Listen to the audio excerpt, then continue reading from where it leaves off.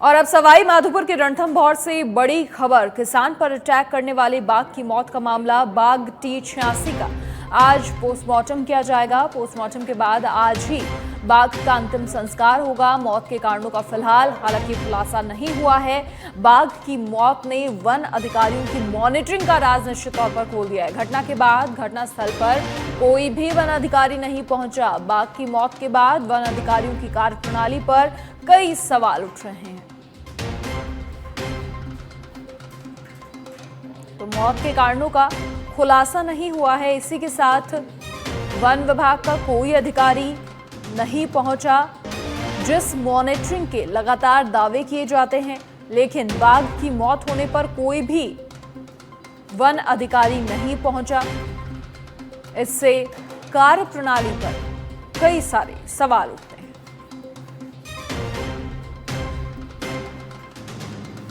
सवाई माधोपुर के रणथंभौर से बड़ी खबर। अटैक करने वाले बाघ की मौत का मामला बाघ T86 का आज पोस्टमार्टम होगा।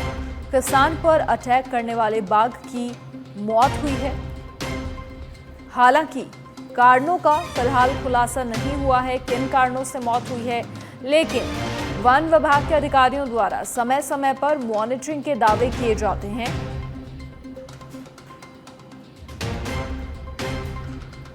अधिक जानकारी के लिए सहयोगी लोकेश फोन लाइन पर जुड़ गए हैं। लोकेश, क्या कुछ पूरी जानकारी देखिए, बाघ की मौत हुई है और तमाम जो वन विभाग के अधिकारी होते हैं, वन विभाग मॉनिटरिंग के बड़े बड़े दावे करता है कि उनकी नज़र रहती है, लेकिन इस बाघ की जब मौत हुई तो कोई भी घटनास्थल पर वन अधिकारी नहीं पहुंचा। इससे उनकी भी कार्यप्रणाली पर सवाल उठते हैं। लीपापोती करने की कोशिश की गई, क्या कहा गया? देखिए, तो पूरे मामले में आपको बताना चाहूंगा जैसा कि कल 3 तारीख को ये जो घटना घटित हुई थी और उलियाना गांव में जो टाइगर के द्वारा एक बकरी चराने वाले किसान की वहां पर अटैक करने से मौत हो गई थी। और मौत के मंजर के बाद वहां के जो ग्रामीण है उनमें आक्रोश देखा गया। आक्रोश के चलते वहां पर जो बाघ था T86, तो वो कहीं कहीं आसपास जिस तरह बाघ का शव वहां मिला, उसके पश्चात वहां ये मतलब निश्चित तौर पे कहा जा सकता है पथराव करने से बाघ की मौत हुई है, लेकिन जांच का विषय। लेकिन इस घटना के बाद जो वन अधिकारियों से मीडिया कर्मियों द्वारा संपर्क किया गया, लेकिन सभी के सभी चुप्पी साधते नजर आए।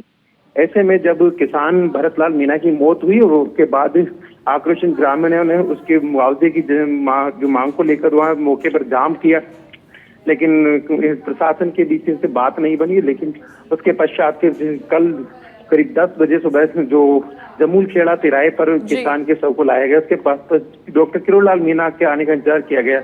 वहाँ जिला प्रशासनिक अधिकारी वन अधिकारियों में आपसी समझाइश की गई है। 15 लाख पे मुआवजे की बात बनी।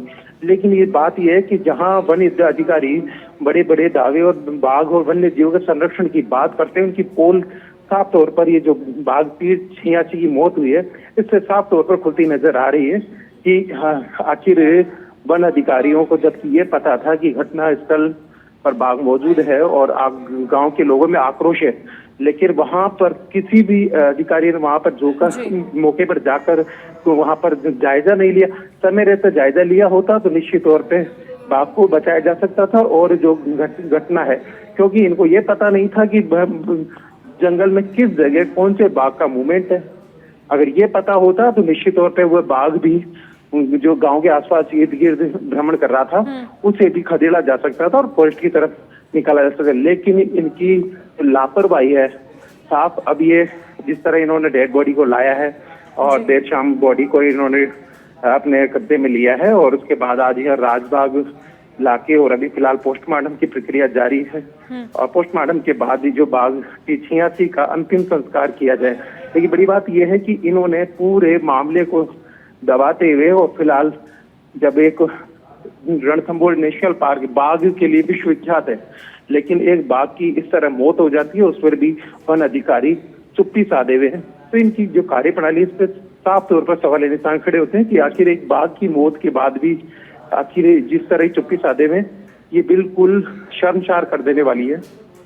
बिल्कुल ठीक कहा आपने लोकेश, और फिलहाल बहुत शुक्रिया आपका तमाम जानकारी साझा करने के लिए। तो तमाम जो वन अधिकारी समय समय पर मॉनिटरिंग का दावा करते हैं, सही समय पर उनकी ओर से जायजा नहीं लिया गया, कोई मॉनिटरिंग नहीं की गई और इस बाघ की मौत हुई।